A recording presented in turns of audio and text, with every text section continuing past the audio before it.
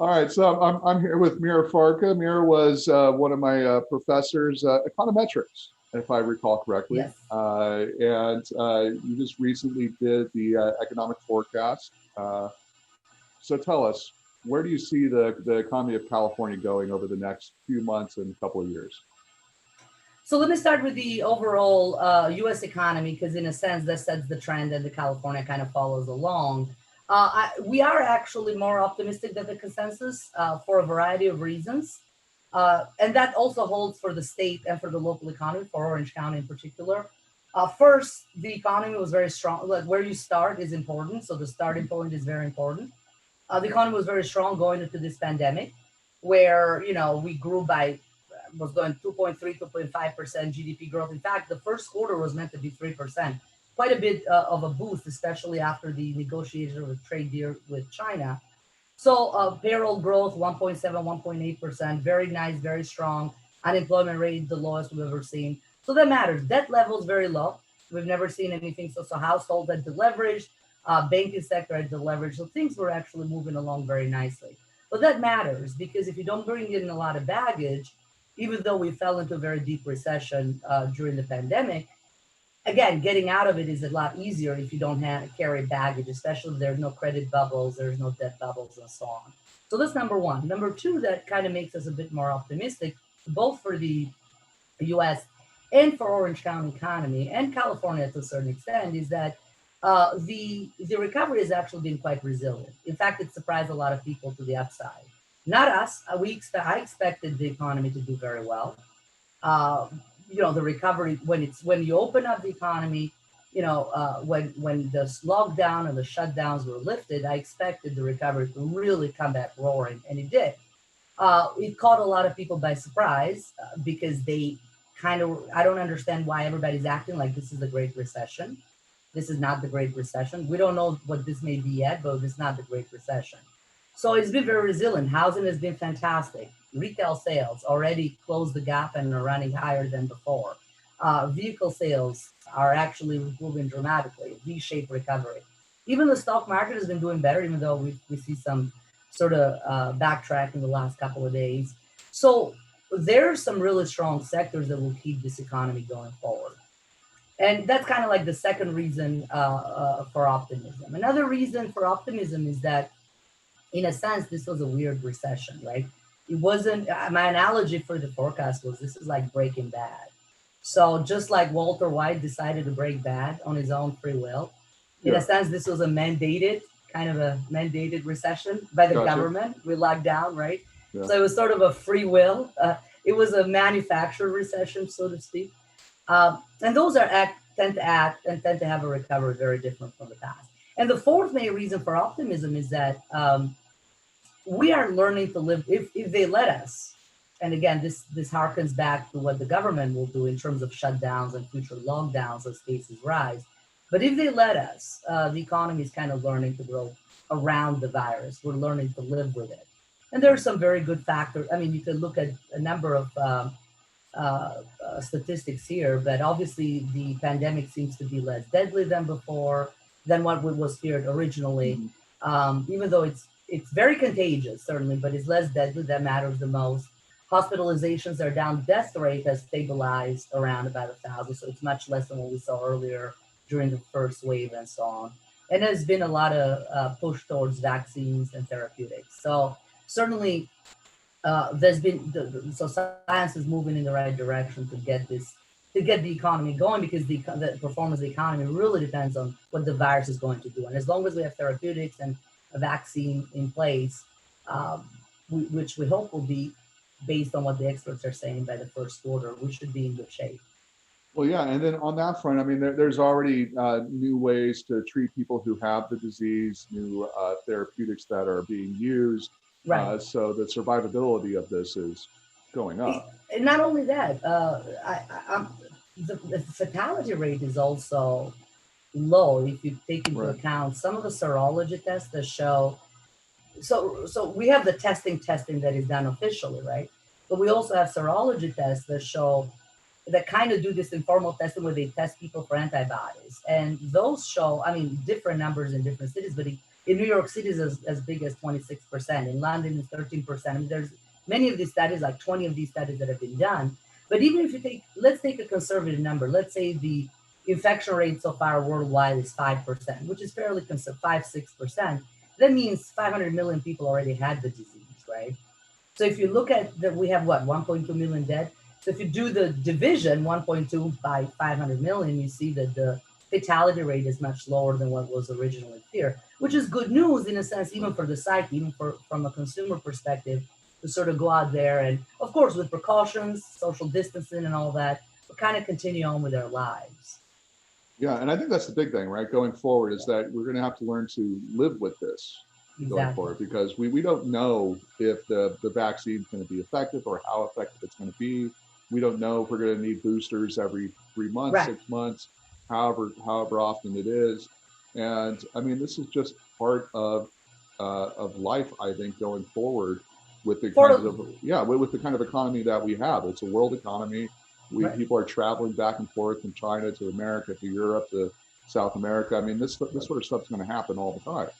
Right, and especially over the next year and a half, right, will certainly be we have to learn to live with it. And I think people are ready to do that. I mean, I looked at the numbers, I look at high frequency data throughout the summer. Now, the summer, if you recall, we had the second spike. It's not really a second spike, but it's the first wave that kind of spread to the Sun Belt and the West and so on, right? Right.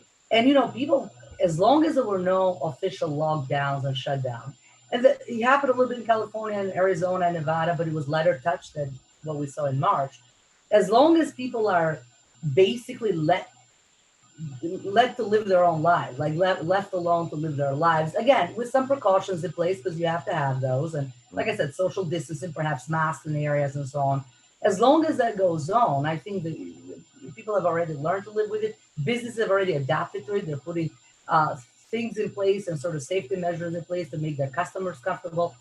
I think we should be in good shape going forward. The only question mark is, are we going to be left alone to sort of continue taking our own measures and precautions and let the economy grow around the virus, so to speak? And that's the concern. So one of the analogies I made in the presentation, which was about Breaking Bad, is, I don't know if you recall this, but when Skyler tells Walter White, well, who's gonna protect this family from the man who protects this family, right? So who's gonna protect us from an overprotected government? Yeah. That's sort of the concern, So Gavin Newsom is Walter White in this scenario.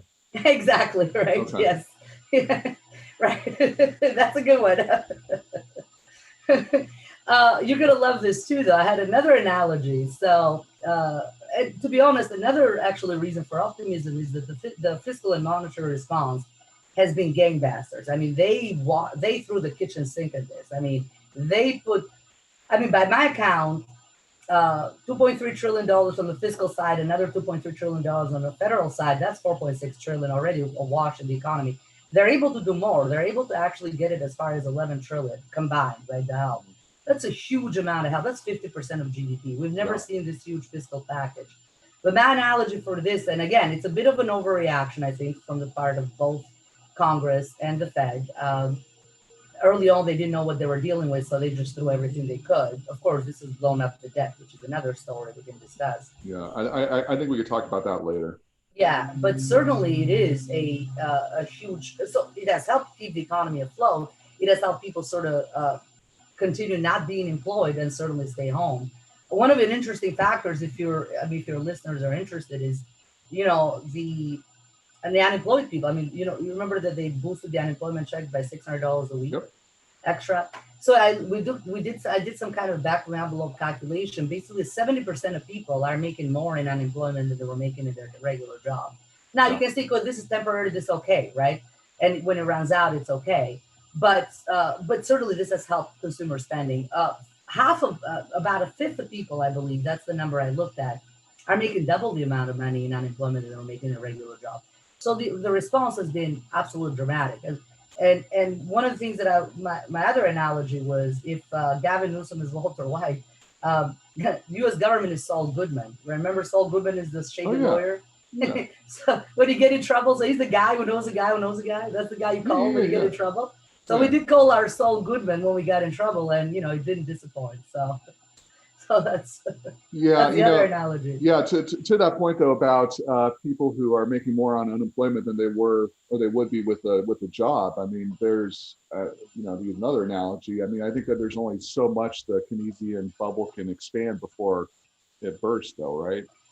No, I mean, and the other fear is exactly that, there's a dead bubble brewing on the fiscal side. It was for years, but this Yeah. has now gone to overdrive. The other concern on the other side with what the Fed is doing, which is pretty much monetizing the debt, even though they're kind of doing it through a intermediary, which are the primary dealers, right, to do so. But certainly it is a monetizing of the debt, of the U.S. debt. That's creating another bubble on the stock market side. So then you worry, how precautious is this recovery when it comes to, because it's true that consumers and banks are fine in terms of debt levels, but the government has high debt levels, and certainly stock market seems to be on the frothy side, on the bubbly side. I think we're going to have to deal with it. Probably not right now. Probably seems like it's going to be brewing in the intermediate term or so, maybe over the next 3 years. I'm going to have to deal with a fiscal debt crisis. And obviously, I know we've been kind of ringing the alarm bell and nothing has happened yet, but it will come, especially now that we're dealing with this kind of levels of debt that we've never seen before. And I agree with you. I mean, I think the economy was strong beforehand. Record levels of unemployment. The Yeah. economy was expanding for a decade. Everything was going well, and then the pandemic hit. How much longer? Let's just keep it to California. I mean, how much longer can these restrictions stay in place before those? They're not green shoots anymore, but the green shoots, so to speak, before they start to brown out and die. And it's already happening, but I It's a mean, right. No, yeah. that's a very real concern. I mean, it's there's an estimated number. I worry a lot about local businesses, specifically restaurants, right? Because Mhm. they stay open for 2 weeks and then they're going back down again to be either closed or just outdoor dining and things like that. And you can't just operate it. You just can't operate a business under those conditions. Some numbers that we're looking at, in fact, the failure rate of restaurants will be much higher in California than throughout the U.S. The number in the U.S. seems to be about 15%. California probably is going to be double that, at 30% of restaurants that will end up being out of business. So obviously, you're strangling the golden goose. You're strangling those green shoots that are barely sort of starting to sprout. And it is a big concern. I mean, it's a bit baffling to me. I know the governor says that he's making all this decision based on science.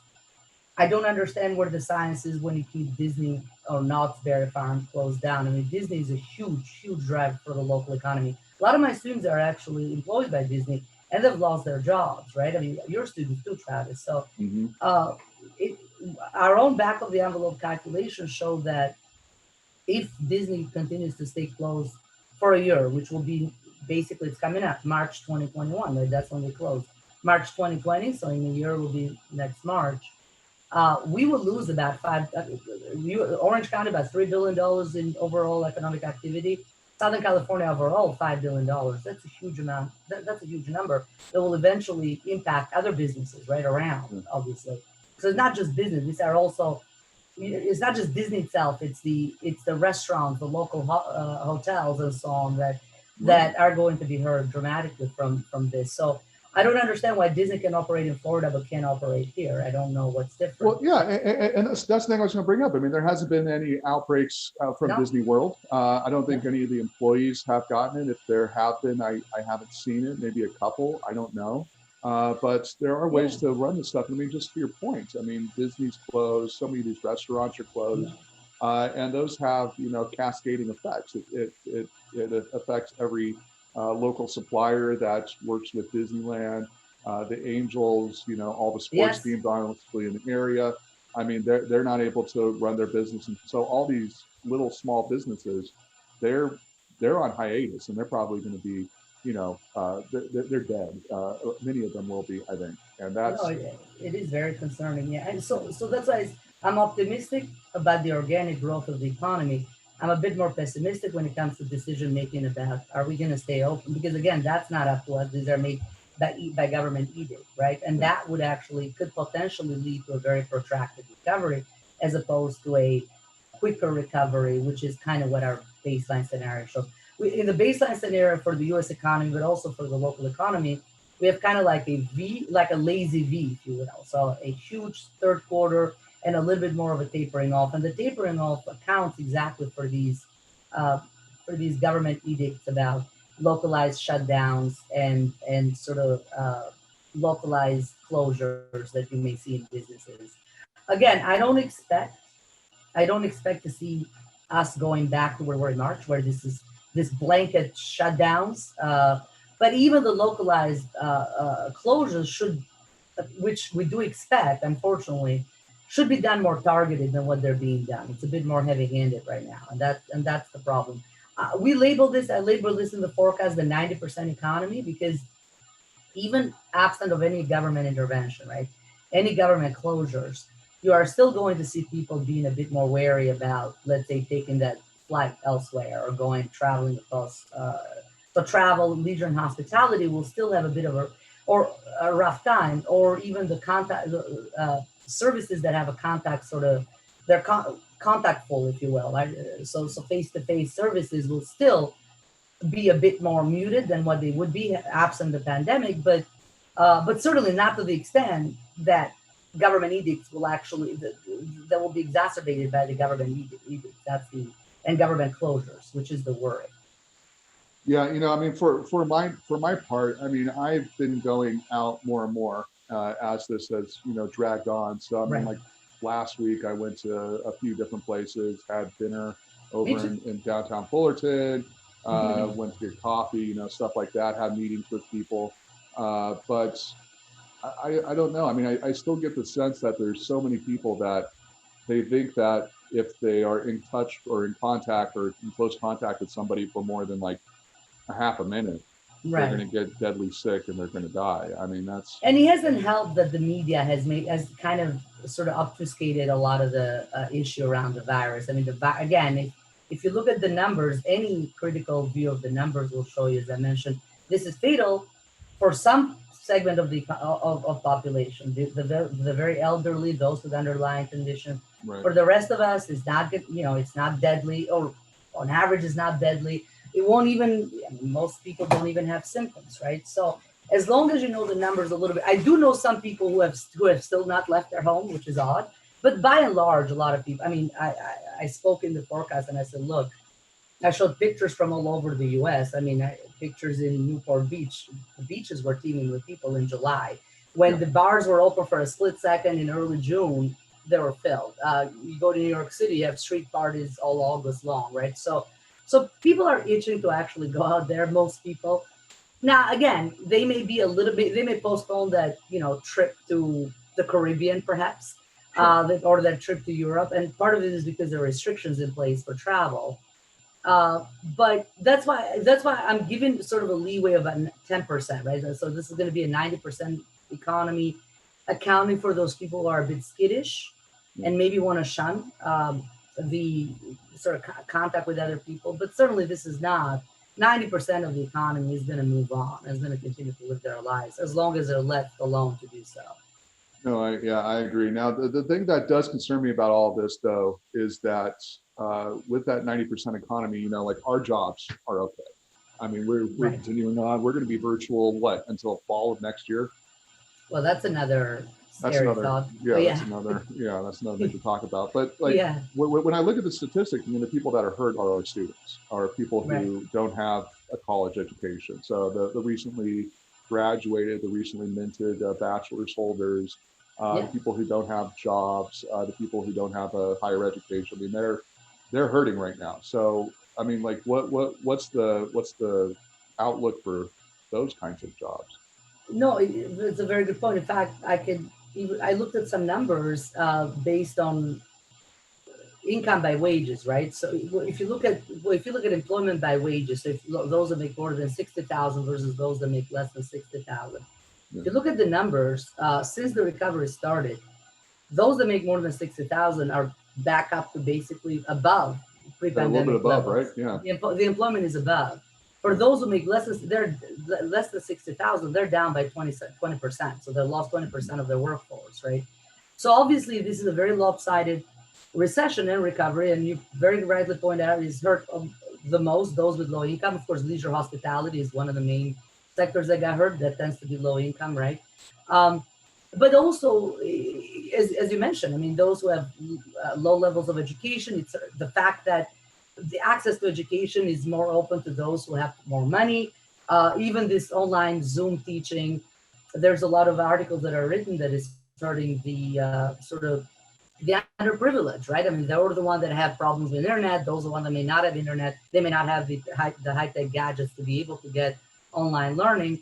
So it's creating it's basically whatever they speak of, trying to narrow the gap for underprivileged versus the rest of society. This recession and this recovery is done much worse. This lockdowns are hurting those at the bottom tier of the of income. So, and it will continue to do so as long as we continue to stay home, continue to do our jobs the way we're doing them virtually. Again, we could. I still don't understand why schools are closed. Again, science does show that kids are sort of do okay with this. I mean, there's been, if you look at the numbers since the beginning of this pandemic, I believe there were like 29 kids that tragically died, Yeah. but thousands died from the flu, right? So the numbers are children seem to be very immune to this. Um, and it's hurting those who are actually underprivileged, those who come from uh, uh, the bottom income of distribution. Mm. And I don't understand why these decision has been made about closing down the schools. I still don't understand why we have to be closed down till next fall, I mean, potentially, may even be yeah, longer, right? my cynical view, which is my, normal view of why we're closed down is because, bad publicity. So there were a number Right. of universities that opened up, a few hundred students got the That's it. coronavirus and they closed things down like immediately afterwards. And so Right. I just don't, I just think that that's what's motivating, uh, the No, you're administration right. there. No, I agree with that, and you don't want to be that case. But uh, Europe has the same issue. Europe, for example, even those countries that locked down pretty dramatically, they try to keep schools open. In fact, schools reopened in Denmark and Yeah. um, Netherlands really early, like in early May or so. They shut down for a couple of weeks and they opened again. And they didn't see any spike in cases because of schools. Now, eventually, cases spiked just recently, but that's nothing to do with schools, obviously. So Mhm. again, you can kind of look around the world and um, see good examples of what and bad examples of what not to do when it comes to disclosures. I Mhm. understand it's a hard job if you're running a country, running a state, or running a city. Obviously, you don't want to be presiding over too many deaths. But again, if we open with the right precaution, with the right safety measures in place, with social distancing, with actually, allowing small businesses to get some money, I would have subsidized the money for free to be able to rejiggle their sort of their working spaces so their social distancing people are more comfortable. We can just move on, and the same thing can be said for schools, right? We could potentially, like, we could have had teaching. We could teach in our classes. I can bring students on Monday. I can bring another set of students on Wednesday. I can do half of it online. I can do half of it in Mhm. person. I think we could have done a number of things if we were worried about social distancing and being able to accommodate all this. Again, I think we took a bit of an easy way out of being closed down. My Right. students are actually suffering. I think some people do okay with online learning. A lot of them like that personal one-on-one uh, sort of Right. No, yeah, interaction. I mean, I think I'm in an interesting case with this because I mean, personally, I like the whole remote working thing, Yeah, working from home. I'm a lot more efficient that way. But to be honest, I mean, I'd rather have things open up because and just segueing a bit. I mean, it irks me that there really wasn't much of a cost, or if any, a cost benefit analysis of what was going on here. And so there was you have, none. yeah, there was none really. There So was you, none. you you close all these schools down, and you have these kids that are 5, 10, 15 years old, or our students 20, 25, Yeah. even older, and they're missing out on so much development that I'm the impact that's going to have on them throughout their lives is going to be dramatic. And from a politician's perspective, well, that's the next guy's issue. That's the next Right. guy's problem. Right. Uh, That's exactly, you're right. Yeah.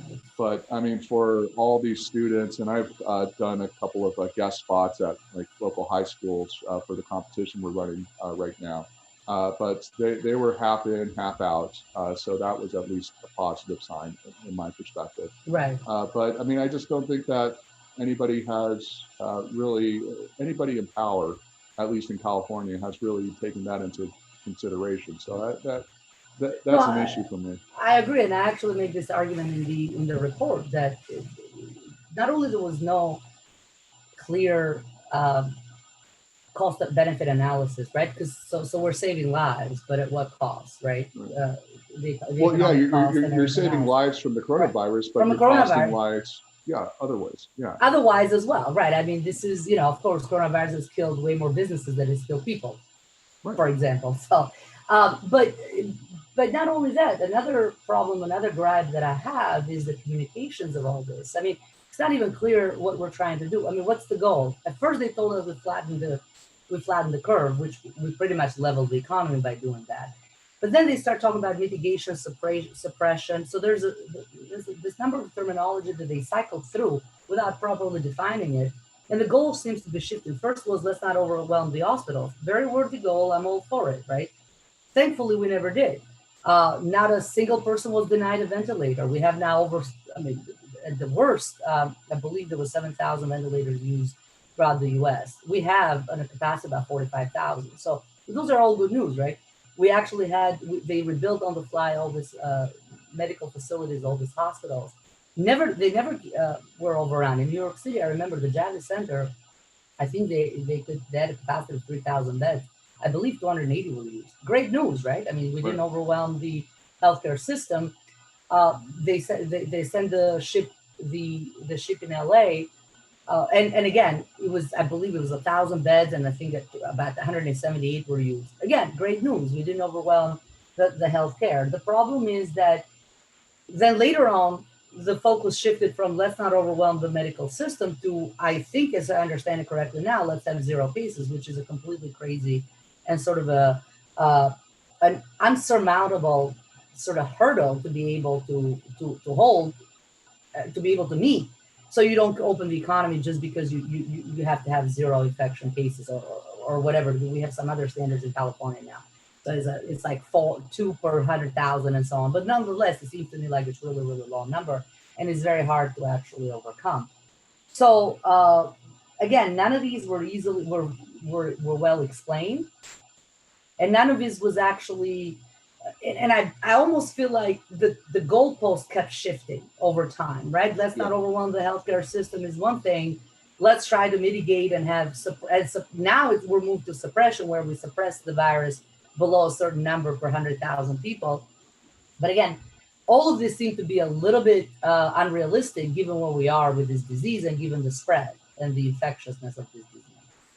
Yeah, I mean, if the goal is to completely eradicate it, then this is going to go on for years. Exactly. I think, and not to bring politics into it, but just I guess a little bit.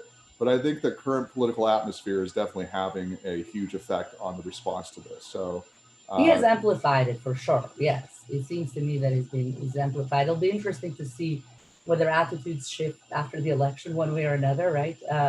Whether it's going to be amplified even more, or perhaps the concerns die down, depending on the outcome of the election, right? yeah, so yeah, that'll be interesting to see. So, but that's always a factor, I think, no matter what.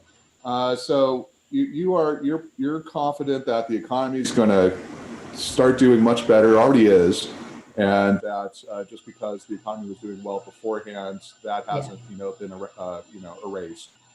So, are there any other signs besides what we've talked about that would make you more pessimistic about all of this, about what's going on? Right. So my biggest concern for pessimism is, and of course, it has to do with the virus, right? So if the cases get to be so bad, and they're rising now, and certainly they're much worse in Europe than they ever were in the U.S., even including the second wave that we saw in July. And if you look at the numbers there, and I do expect cases to go up during the winter. And my concern is this: number one, will actually cause people to be more frightened and a little bit more hesitant. Mhm. Not everyone, but but some certainly will have an impact. So that would certainly slow the recovery. The second one and this is my biggest concern, is any potential overreaction from the part of local and state government, and perhaps even national, depending on who wins the election.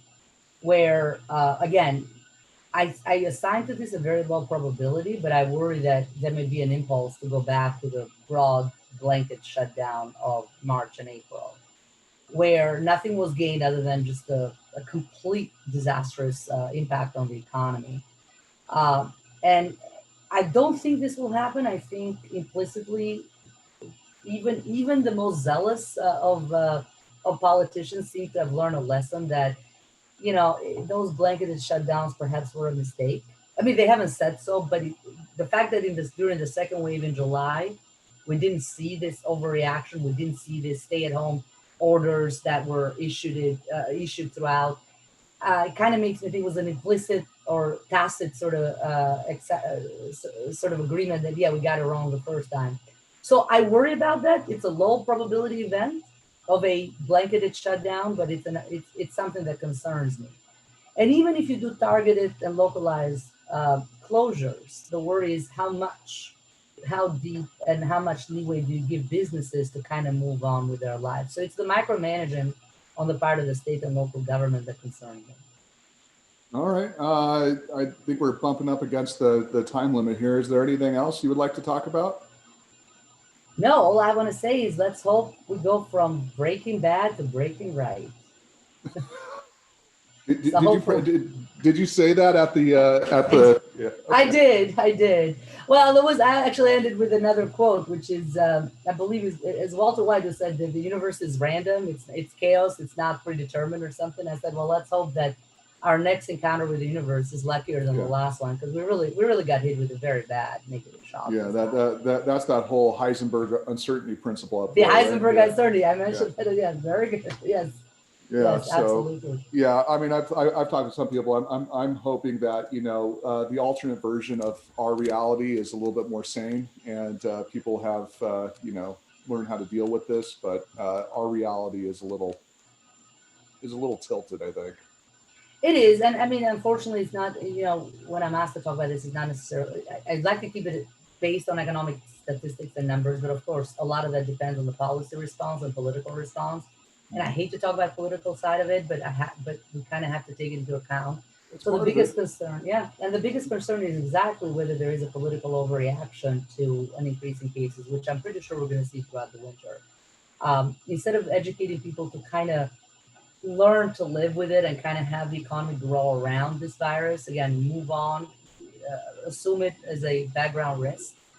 I worry that we're going to overreact the way we did in March and April, where we all went home, in our caves, shut our doors, and never look back. And that's the biggest concern. Yeah, that would be a worst case scenario. I agree. All right. Well, thank you very much, Mira. Thanks, Travis. Always a pleasure.